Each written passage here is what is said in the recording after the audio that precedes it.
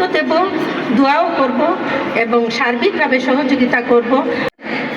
এবং আমরা যারা এখানে উপস্থিত আছি, আমরা এই আসনের আমরা সবাই ভোটার।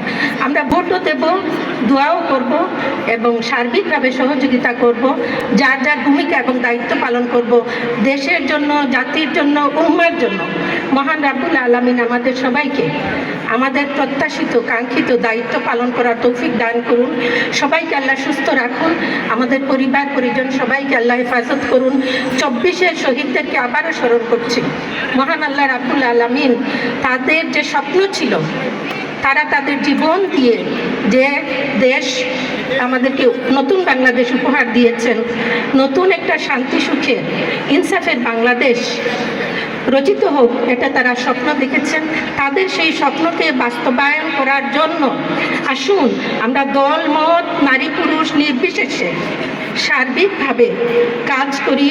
মহান আল্লাহ আমাদের সবাইকে তৌফিক দান করুন, সাহায্য করুন। সবাইকে অনেক অনেক শুকরিয়া, শুভেচ্ছা এবং মোবারকবাদ জানিয়ে শেষ করছি।